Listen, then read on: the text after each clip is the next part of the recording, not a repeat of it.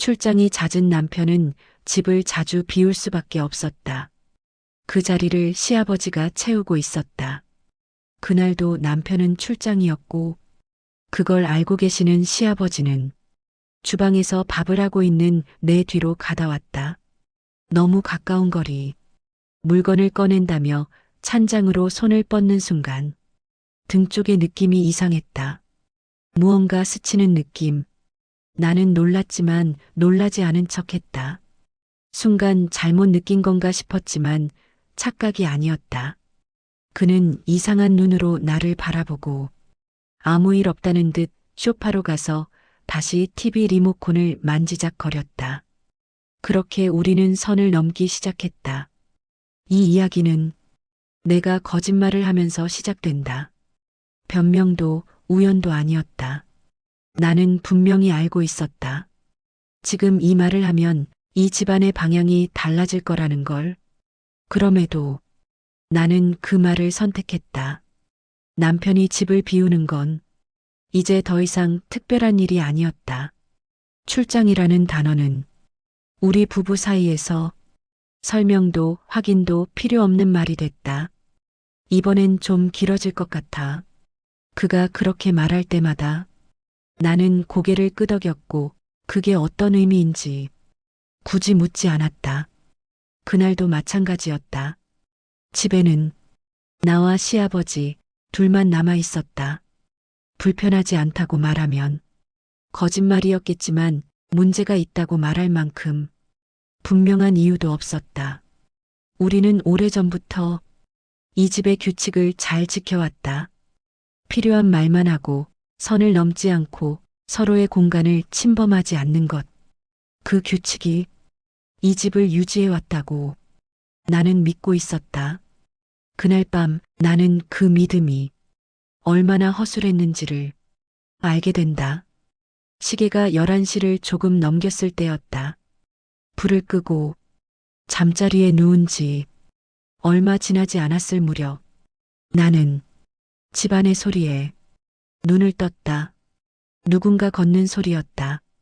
조심스럽게 그러나 분명하게 복도를 지나오는 발소리. 이상하다고 느낀 건 그 소리가 내 방문 앞에서 멈췄기 때문이다. 노크는 없었다. 문을 여는 소리도 없었다. 그냥 서 있었다. 나는 숨을 멈춘 채 그 상황을 느끼고 있었다. 문 하나를 사이에 두고 누군가가 내 앞에 서 있다는 사실을 몇 초였는지는 정확히 기억나지 않는다. 하지만 분명한 건 그 시간이 결코 짧지 않았다는 점이다. 그리고 그 사람을 나는 알고 있었다. 문 너머의 인기척이 이 집에서 그 시간에 그렇게 멈춰 설 수 있는 사람은 한 명뿐이었다. 시아버지였다. 아무 일도 일어나지 않았다. 문은 열리지 않았고 말도 없었고 곧 발소리는 다시 멀어졌다. 그게 전부였다. 그런데 문제는 그 다음이었다. 나는 그대로 잠들지 못했다. 눈을 감고 있었지만 머릿속은 계속 그 장면을 되돌리고 있었다. 실수였을까? 잠결에 잘못 온 걸까? 이유를 찾으려 애썼다. 아무 일도 아니라고 스스로를 설득하려고. 하지만 설득이 필요하다는 사실 자체가 이미 정상이 아니라는 걸 나는 알고 있었다. 그때 휴대폰이 울렸다. 남편이었다. 아직 안 잤어? 익숙한 목소리였다. 그 목소리를 듣는 순간 나는 본능적으로 방금 전 일을 말해야 한다는 걸 알았다. 지금 말하면 아무 일도 아닐 수 있었다. 오해로 끝낼 수도 있었고 웃어넘길 수도 있었을 것이다. 그게 가장 안전한 선택이었다. 남편이 다시 물었다. 집은 조용하지? 그 질문에 나는 대답하기 전에 아주 잠깐 망설였다. 그 짧은 침묵 속에서 나는 여러 가지를 계산했다. 이걸 말하면 이 집은 더 이상 지금 같을 수 없을 거라는 것. 말하지 않으면 적어도 오늘 밤은 아무 일 없이 지나갈 거라는 것. 그리고 나는 후자를 선택했다. 응, 아무 일 없어. 그 말은 거짓말이었다. 전화를 끊고 나서 나는 한동안 휴대폰을 쥔 채 가만히 앉아 있었다. 방금 내가 한 말이 이 집에서 어떤 의미를 가지게 될지 생각하고 있었다. 나는 단순히 사건을 숨긴 게 아니었다. 판단을 미뤘고 문제를 덮었고 무엇보다 혼자 알고 있는 쪽을 선택했다. 그 순간부터 이 이야기는 내 선택에 의해 굴러가기 시작했다. 다음 날 아침 식탁에서 마주한 시아버지는 아무렇지 않은 얼굴이었다. 어젯밤의 일은 존재하지 않았다는 듯. 하지만 그는 나를 보지 않았다. 눈을 피하는 것도 아니고 불편해하는 것도 아닌 의도적으로 시선을 두지 않는 태도. 그걸 보는 순간 나는 알았다. 어젯밤의 그 순간을 나만 기억하고 있는 게 아니라는 걸. 그리고 나는 이미 돌아가기엔 너무 멀리 와 있었다. 이 집에서 가장 먼저 선을 넘은 건 그가 아니었다. 그날 밤 거짓말을 선택한 나였다. 다음 날 아침 나는 평소보다 일찍 눈을 떴다. 잠을 설친 탓인지 몸이 무거웠고 머릿속에는 어젯밤의 장면이 계속 겹쳐졌다. 문 앞에 멈춰 섰던 발소리, 그리고 아무 일 없어라고 말하던 내 목소리. 나는 일부러 그 기억을 밀어내며 부엌으로 내려갔다. 그는 이미 식탁에 앉아 있었다. 신문은 펼쳐져 있었고 컵에는 김이 올라오고 있었다. 평소와 다를 것 없는 풍경이었다. 하지만 딱 하나가 달랐다. 그는 나를 보지 않았다. 보통이라면 잘 잤나 한마디쯤 나왔을 텐데 그날은 없었다.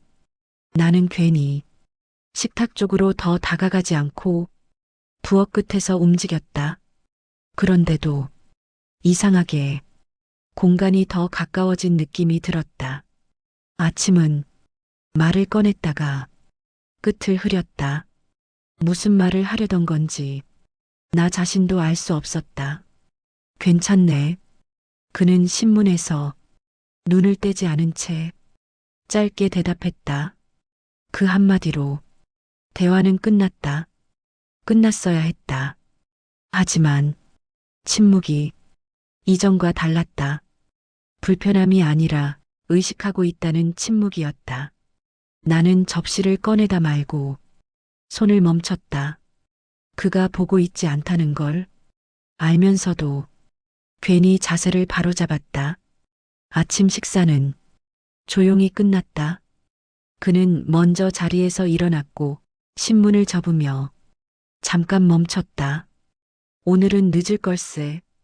그 말은 늘 하던 말이었다.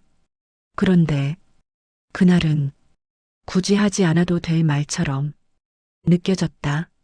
아, 네. 나는 고개를 끄덕였다. 그가 부엌을 나간 뒤에도 한동안 그 자리에 서 있었다. 왜 굳이 저 말을 했을까? 그 질문은 금방 다른 생각으로 바뀌었다. 왜 나는 그 말의 의미를 이렇게까지 따지고 있을까? 그날 하루 종일 집안의 규칙은 조금씩 달라졌다. 우연히 마주칠 상황이 묘하게 줄었고 마주쳐도 서로 먼저 비켜섰다. 문제는 그게 합의된 행동처럼 자연스럽게 이어졌다는 점이었다. 누가 먼저 정한 것도 아닌데 우리는 서로를 피하는 법을 이미 알고 있는 사람들처럼 움직이고 있었다. 점심 무렵 남편에게서 메시지가 왔다. 오늘도 늦어. 저녁은 알아서 먹어. 나는 그 문장을 바로 읽지 않았다. 잠시 화면을 켜둔 채 가만히 두었다. 어젯밤의 거짓말이 다시 떠올랐기 때문이다. 말할까? 지금이라면 아직 늦지 않았을지도 몰랐다. 어제의 일을 별일 아닌 해프닝처럼 넘길 수 있을지도. 하지만 나는 또 한 번 메시지를 접었다. 응, 알겠어. 그 순간 나는 깨달았다. 어제의 거짓말은 이미 끝난 사건이 아니라 계속 유지해야 하는 상태가 됐다는 걸. 해가 지고 집안에 불이 하나둘 켜질 무렵 그는 아직 돌아오지 않았다. 나는 저녁을 간단히 준비하다가 문득 식탁 위에 그의 컵을 하나 더 올려놓았다. 왜 그랬는지는 모르겠다. 습관이었을 수도 있고 괜히 예전의 질서를 흉내 내려던 걸 수도 있다. 그런데 그 컵을 바라보다가 나는 손을 멈췄다. 굳이 나는 그 컵을 다시 치웠다. 그때 현관에서 문 여는 소리가 났다. 그는 들어오며 나를 힐끗 봤다. 아주 짧은 순간이었다. 그리고 그 시선은 어젯밤 이후 처음으로 분명하게 마주친 것이었다. 아직 안 먹었나? 나는 대답하기 전에 잠깐 망설였다. 네, 조금 전에요. 그 말은 절반은 사실이고 절반은 거짓이었다. 그는 고개를 끄덕였고 그대로 거실로 향했다. 아무 일도 없었다. 아무 말도 오가지 않았다. 그런데 그 순간 나는 분명히 느꼈다. 이 집에서 어젯밤 이후 처음으로 생긴 변화는 어색함도 불안도 아니었다. 서로가 서로의 말을 검열하고 있다는 사실이었다. 그리고 그 검열의 시작은 어젯밤이 아니라 내가 거짓말을 한 그 순간이었다. 그날 밤 남편에게서 전화가 왔다. 예고도 없이 울린 전화였다. 보통은 메시지부터 보내던 사람이었다. 나는 잠깐 벨이 울리는 걸 바라보다가 전화를 받았다. 지금 통화 괜찮아? 목소리는 평소와 같았다. 하지만 나는 괜히 자세를 바로 고쳐 앉았다. 응, 괜찮아.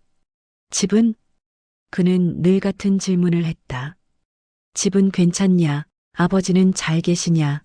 특별한 일은 없었냐? 나는 그 질문을 자동으로 넘기듯 대답해왔다. 그런데 그날은 질문이 하나 더 붙었다. 아버지 요즘 좀 이상하지 않아? 나는 숨을 들이켰다. 아주 짧은 순간이었다.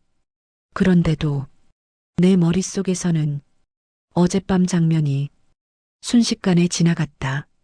문 앞에 멈춘 발소리, 아무 말도 하지 않았던 침묵, 그리고 내가 선택한 거짓말. 왜? 나는 일부러 질문으로 되받았다. 그냥 느낌이 좀 그래. 그는 웃으며 말했다. 괜한 걱정이라는 듯. 하지만 그 웃음이 통화 너머에서도 조금은 억지로 느껴졌다. 전화했는데 말투가 좀 다르더라. 그 말에 나는 더 이상 머뭇거릴 수 없었다. 지금 이 순간에 사실을 말하면 모든 게 끝날 수도 있었다. 어제의 일도 오늘의 어색함도 한 번에 정리될 수 있었다. 하지만 나는 또 한 번 다른 선택을 했다. 아니야. 아버지는 늘 똑같아. 그 말은 어제보다 더 분명한 거짓말이었다. 남편은 잠시 아무 말이 없었다. 전파 상태가 나쁜 것처럼 정적이 흘렀다. 그 침묵 속에서 나는 깨달았다. 이번 거짓말은 나 혼자만의 문제가 아니라는 걸. 그래. 그가 짧게 대답했다. 응. 나는 대답을 조금 더 빠르게 덧붙였다. 괜히 대화를 끝내고 싶어서였다. 괜한 생각하지 말고 일에나 집중해. 그 말을 하고 나서 나는 스스로 놀랐다. 이제는 내가 그를 안심시키는 역할까지 하고 있다는 걸 깨달았기 때문이다. 전화를 끊고 나서 한동안 휴대폰 화면을 꺼두지 못했다. 이번엔 단순한 침묵이 아니었다. 의도적으로 진실을 가린 선택이었다. 다음 날 아침 집안의 분위기는 확실히 달라져 있었다. 그는 아침 식탁에 나오지 않았다. 평소라면 신문을 펼치고 앉아 있었을 시간이었다. 나는 괜히 거실을 한 번 더 바라봤다. 아침 안 드세요? 내 목소리가 생각보다 크게 울렸다. 이따가 방 안에서 짧은 대답이 돌아왔다. 그 한마디로 나는 또 하나를 느꼈다.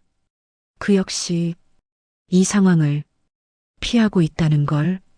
우리는 이제 서로를 불편해하는 단계가 아니라 서로의 행동을 계산하고 있었다. 점심 무렵 남편에게서 메시지가 왔다. 이번 주말엔 집에 갈 수도 있을 것 같아. 그 문장을 읽는 순간 가슴이 철렁 내려앉았다. 주말, 그 말 하나로 이 집안에 쌓인 모든 침묵이 한꺼번에 떠올랐다. 나는 답장을 바로 보내지 않았다. 주말에 남편이 돌아온다는 건 지금까지 숨겨온 모든 선택이 검증받게 된다는 뜻이었다. 그리고 나는 아직 그럴 준비가 되어 있지 않았다. 그래, 알겠어. 짧은 답장이었다. 아무 감정도 드러나지 않게, 아무 의미도 담지 않게. 하지만 메시지를 보내고 나서 나는 알았다. 이제 이 이야기는 아무 일도 없었다로 끝낼 수 있는 단계가 아니라는 걸. 그날 저녁 나는 일부러 집에 늦게 들어왔다. 불필요한 시간을 밖에서 보내고 싶었다. 이 집안의 공기를 조금이라도 피하고 싶어서였다. 그런데 현관문을 열자마자 불이 켜진 거실이 보였다. 그는 소파에 앉아 있었다. TV는 켜져 있었지만 화면을 보고 있지는 않았다. 늦었네. 그의 말은 평소보다 차분했다. 네. 일이 좀 있어서요. 또 하나의 작은 거짓말이었다. 그는 고개를 끄덕였고 더 묻지 않았다. 그 침묵 속에서 나는 확신했다. 이제 이 집에서는 누가 먼저 선을 넘느냐의 문제가 아니라 누가 먼저 진실을 말하느냐의 문제로 바뀌고 있다는 걸. 그리고 나는 이미 그 진실에서 2번이나 도망친 사람이었다. 남편이 돌아온다는 소식은 집안의 공기를 하루 만에 바꿔놓았다. 아침부터 모든 소리가 또렷했다. 물 끓는 소리, 문 여닫는 소리, 발걸음의 간격까지. 나는 괜히 집을 한 번 더 정리했다. 정리할 필요가 없는 것까지 손을 댔다. 그가 언제 도착하는지 정확히 알지 못하면서도 나는 계속 시계를 봤다. 시아버지는 그날따라 말수가 없었다. 평소보다 더 조용했고 식탁에서도 신문을 펼치지 않았다. 그 대신 컵만 천천히 들었다 내려놓았다. 오늘 온다지. 그가 먼저 말을 꺼냈다. 아주 담담하게. 네. 짧은 대답. 그 뒤로 대화는 이어지지 않았다. 하지만 그 한마디로 충분했다. 그는 모든 걸 알고 있는 사람처럼 말했고 나는 아무것도 모르는 척해야 하는 사람처럼 대답했다. 그 역할이 이미 굳어져 있었다. 남편이 도착하기까지 몇 시간이 남아 있었다. 그 시간 동안 우리는 같은 공간에 있었지만 같은 방향을 보지 않았다. 부엌에서 그릇을 씻고 있을 때 등 뒤에서 그의 발소리가 멈췄다. 어젯밤처럼 문 앞은 아니었다. 이번엔 부엌 입구였다. 무리하지 말게. 그의 말은 배려처럼 들렸다. 하지만 그 말이 왜 지금 나와야 하는지는 설명할 수 없었다. 괜찮아요. 나는 바로 대답했다. 이번엔 망설이지 않았다. 그는 더 말하지 않았다. 대신 한 발짝 물러섰다. 그 거리감이 이상하게 더 부담스러웠다. 나는 깨달았다. 그는 선을 넘지 않기 위해 의식적으로 거리를 만들고 있다는 걸, 그리고 그 행동이 나를 더 불안하게 만들고 있다는 걸. 현관 쪽에서 차 소리가 들렸을 때 나는 손에 들고 있던 수건을 떨어뜨렸다. 남편이었다. 문이 열리고 익숙한 목소리가 들렸다. 나왔어. 그 말 한마디로 집안의 긴장이 한꺼번에 움직였다. 왔어? 나는 평소처럼 웃으며 대답했다. 너무 평소 같아서 스스로 놀랄 정도였다. 시아버지는 거실에서 일어나 천천히 걸어 나왔다. 고생했다. 두 사람은 자연스럽게 인사를 나눴다. 너무 자연스러워서 이 집에 아무 일도 없었던 것처럼 보였다. 그게 가장 위험한 순간이었다. 저녁 식사는 셋이 함께였다. 남편은 출장 이야기를 했고 시아버지는 적당히 맞장구를 쳤다. 나는 필요할 때만 말을 보탰다. 그런데 남편의 시선이 자꾸 나에게 돌아왔다. 요즘 좀 피곤해 보여. 그 말은 걱정처럼 들렸지만 나는 그 안에 다른 의미가 섞여 있다는 걸 느꼈다. 그냥 일이 많아서. 나는 웃으며 대답했다. 시아버지는 그 말을 듣고 젓가락을 잠시 멈췄다. 아주 잠깐이었다. 그 작은 멈춤이 나에게는 너무 크게 느껴졌다. 남편은 그걸 보지 못했다. 혹은 보지 않으려 했을지도 모른다. 식사가 끝나고 남편이 샤워를 하러 들어갔을 때였다. 거실에는 나와 시아버지 둘만 남았다. TV는 켜져 있었지만 아무도 보고 있지 않았다. 괜한 걱정하게 만들지 말게. 그가 낮은 목소리로 말했다. 그 말이 누구를 향한 건지 확신할 수 없었다. 무슨 말씀이세요? 나는 바로 되물었다. 이번엔 피하지 않았다. 그는 나를 잠깐 바라보다가 시선을 돌렸다. 아무 일도 없었지. 그건 질문이 아니었다. 확인도 아니었다. 정리였다. 나는 그 말의 의미를 너무 잘 알고 있었다. 고개를 끄덕이면 모든 게 덮인다. 지금까지의 거짓말도, 침묵도, 불안도. 고개를 젓는 순간 이 집은 다시 돌아갈 수 없다. 나는 아주 짧은 시간 동안 그 선택 앞에 서 있었다. 그리고 고개를 끄덕였다. 네. 그 한마디로 모든 게 다음 단계로 넘어갔다. 그는 아무 말도 하지 않았다. 대신 자리에서 일어나 자기 방으로 들어갔다. 그 뒷모습을 보며 나는 알았다. 이제 이 집에서 진실을 말하지 않기로 한 사람은 나 혼자가 아니라는 걸.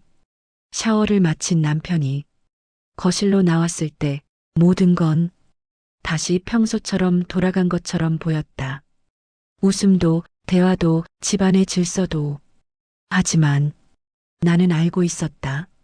지금 이 집을 지탱하는 건 신뢰가 아니라 공동의 침묵나는 걸. 그리고 그 침묵이 깨지는 순간 누군가는 반드시 모든 책임을 떠안게 된다는 걸. 남편이 집에 돌아온 지 사흘째 되던 밤이었다. 집안은 겉으로 보기엔 완벽하게 평온했다. 식사는 제 시간에 했고 대화도 끊기지 않았다. 웃을 때는 웃었고 잠자리에 들 때는 각자 방으로 들어갔다. 문제는 그 평온이 너무 의도적이었다는 점이었다. 나는 늘 누군가의 시선을 의식하고 있었고 시아버지는 필요한 말만 남기고 자리를 피했다. 남편은 그 둘 사이의 미묘한 간격을 놓치지 않고 있었다. 그날 밤 남편이 먼저 말을 꺼냈다. 당신, 나 없을 때 뭐 있었어? 그 질문은 예고 없이 날아왔다. TV 소리도 다른 대화도 없이 조용한 거실에서 나는 손에 들고 있던 컵을 내려놓았다. 무슨 말이야? 되물으면서도 이미 알고 있었다. 이 질문은 그냥 확인이 아니라는 걸. 아버지가 요즘 이상해. 그는 말을 고르듯 천천히 이어갔다. 말수가 줄었고 당신이랑 있으면 괜히 자리를 피하는 것 같고 나는 고개를 들지 못했다. 그의 시선이 지금 나를 정확히 보고 있다는 걸 느끼고 있었기 때문이다. 괜한 생각이야. 나는 최대한 담담하게 말했다. 하지만 그는 물러서지 않았다. 그럼 왜 당신은 나를 한 번도 안 불렀어? 그 말에 숨이 막혔다. 뭘 부른다는 거야? 내가 출장 가 있는 동안 단 한 번도 이상하다는 말 안 했잖아. 그건 사실이었다. 나는 그 사실을 의도적으로 만들었고 그는 이제 그걸 알아차린 상태였다. 거실의 공기가 갑자기 무거워졌다. 당신 성격에 그럴 사람이 아닌데 그 말은 의심이자 확신이었다. 정말 아무 일도 없었어? 이 질문에 대답하는 순간 이 집은 둘로 갈라진다. 지금까지의 침묵을 유지하느냐 아니면 모든 걸 무너뜨리느냐. 나는 아주 짧은 순간 동안 그 두 장면을 모두 떠올렸다. 말하는 순간 이 집이 어떻게 변할지, 말하지 않는 순간 내가 어떤 사람이 될지, 그리고 나는 또다시 같은 쪽을 선택했다. 정말 아무 일도 없어. 그 말은 이제 거짓말이 아니라 선언이었다. 남편은 내 얼굴을 오래 바라봤다. 그 시선 속에는 믿음도 의심도 확신도 모두 섞여 있었다. 알겠어. 그는 그렇게 말했다. 그 한마디로 대화는 끝났다. 하지만 문제는 그 다음이었다. 그날 밤 잠자리에 들고 나서도 나는 잠들지 못했다. 문 너머에서 발소리가 들렸다. 누군가 복도를 지나가는 소리였다. 그리고 잠시 멈췄다. 이번엔 내 방문 앞이 아니었다. 남편의 방 앞이었다. 나는 숨을 멈춘 채 그 소리를 들었다. 문이 열렸는지 열리지 않았는지는 알 수 없었다. 하지만 그날 밤 이후 나는 확신하게 된다. 이제 이 집에서 진실은 한 사람의 문제가 아니라는 걸. 그리고 누군가가 이 침묵을 이용하고 있다는 사실을. 다음 날 아침 집안은 이상할 정도로 평온했다. 남편은 평소보다 일찍 일어났고 아무렇지 않게 출근 준비를 했다. 시아버지는 식탁에 앉아 신문을 펼쳤다. 어젯밤의 질문도 복도의 발소리도 존재하지 않았던 것처럼 그 평온이 오히려 나를 불안하게 만들었다. 남편이 현관을 나서기 전 잠깐 멈춰섰다. 오늘은 일찍 올게. 그 말은 약속처럼 들렸고 동시에 경고처럼 느껴졌다. 문이 닫히고 나서 집 안에는 나와 시아버지 둘만 남았다. 한동안 아무 말도 없었다. 신문 넘기는 소리만 지나치게 크게 들렸다. 어젯밤은 그가 처음으로 말을 꺼냈다. 나는 고개를 들지 않았다. 그가 어떤 말을 할지 이미 알고 있었기 때문이다. 괜히 복도를 서성였네. 그 말은 사과도 변명도 아니었다. 사실을 그대로 옮긴 문장이었다. 나는 그제야 그를 바라봤다. 그는 나를 보지 않았다. 신문만 바라본 채 말을 이었다. 그날 이후 자네가 달라졌어. 그 말에 심장이 쿵 내려앉았다. 아무 일도 없었다고 했지. 그는 마치 기억을 확인하듯 말했다. 그래서 나도 아무 일 없던 사람처럼 행동했네. 그 말이 무슨 뜻인지 나는 정확히 이해했다. 우리는 서로의 침묵을 기억하고 있었고 그걸 지키기로 이미 합의한 상태였다. 그런데 그 합의가 깨지고 있었다.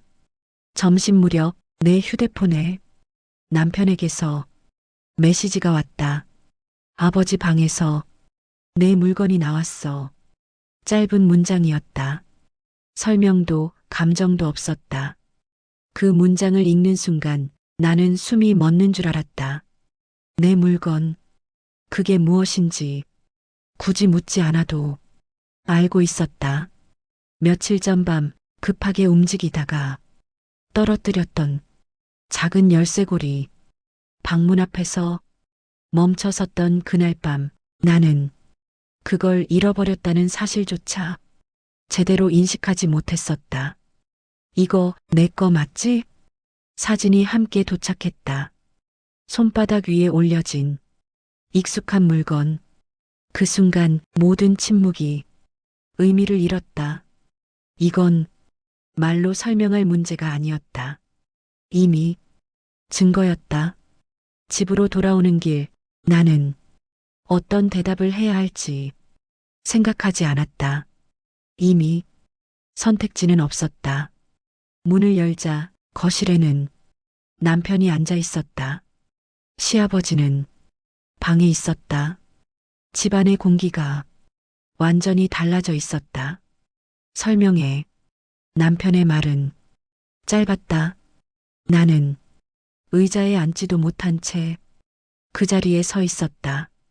이게 왜 아버지 방에 있어? 그 질문은 더 이상 의심이 아니었다. 나는 처음으로 아무 말도 하지 못했다. 그 침묵이 모든 걸 말해주고 있었다. 그때 방문이 열렸다. 시아버지가 나왔다. 그만 그의 목소리는 놀랍도록 차분했다. 내가 설명하겠네. 그 한마디로 상황은 완전히 뒤집혔다. 지금까지 숨겨졌던 진실이 어떤 형태로든 밖으로 나오게 된 순간이었다. 나는 그의 얼굴을 보며 생각했다. 이제 이 이야기는 내 선택으로만 끝나지 않는다는 걸. 누군가는 모든 책임을 가져가야 한다. 그리고 그 책임이 누구에게 돌아갈지는 아직 정해지지 않았다.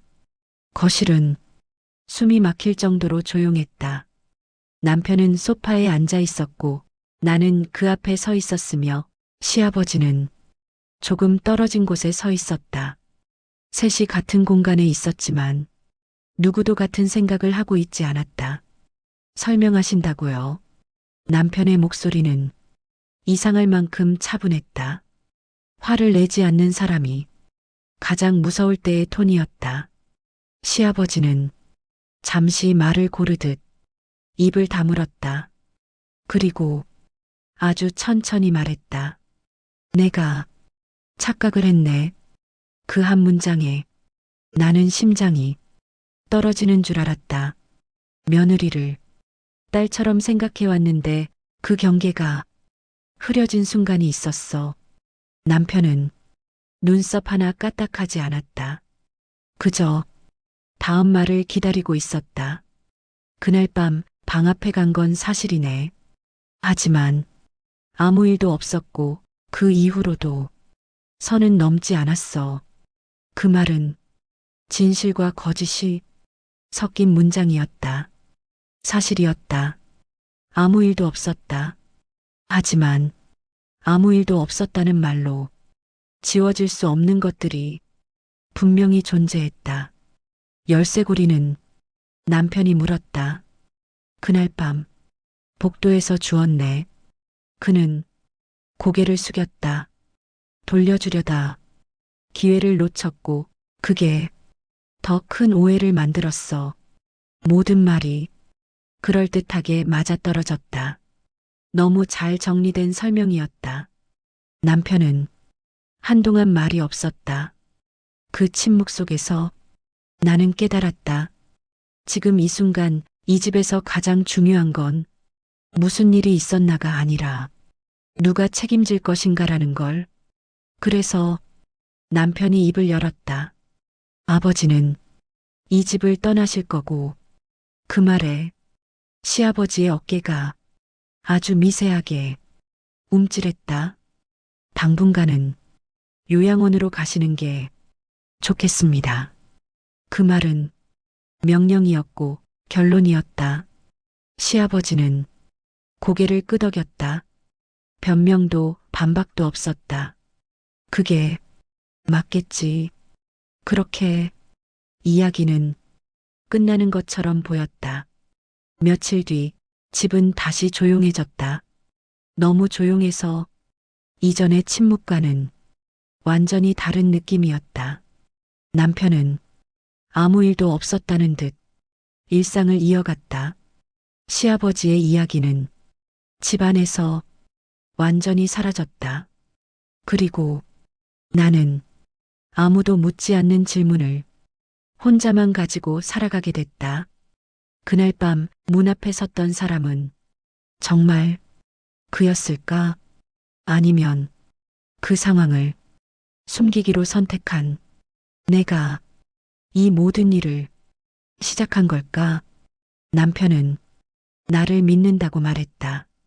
하지만 나는 안다. 그 믿음은 완전한 진실 위에 세워진 게 아니라 유지되기를 선택한 평온 위에 올려져 있다는 걸. 가끔 밤에 혼자 있을 때면 문득 그 생각이 든다. 만약 그날 전화를 받았을 때 내가 다른 선택을 했다면 이 집은 지금과 같을까? 정답은 아무도 모른다. 다만 확실한 건 하나다. 이 집에서 가장 먼저 선을 넘은 사람은 문 앞에 섰던 사람이 아니라 침묵을 선택했던 나였다는 사실이다. 그리고 그 선택은 지금도 이 집 안에 조용히 남아있다. 지금까지의 이야기를 돌아보면 정답은 하나로 정리되지 않습니다. 문 앞에 섰던 사람일 수도 있고, 침묵을 선택한 사람일 수도 있고, 아무것도 묻지 않았던 사람일 수도 있죠. 여러분이라면 그날 사실을 말했을까요? 아니면 아무 일도 없었던 것처럼 넘겼을까요? 여러분의 생각을 댓글로 남겨주세요. 이런 이야기들이 계속 궁금하다면 구독과 좋아요도 큰 도움이 됩니다. 다음 이야기도 곧 이어서 들려드릴게요.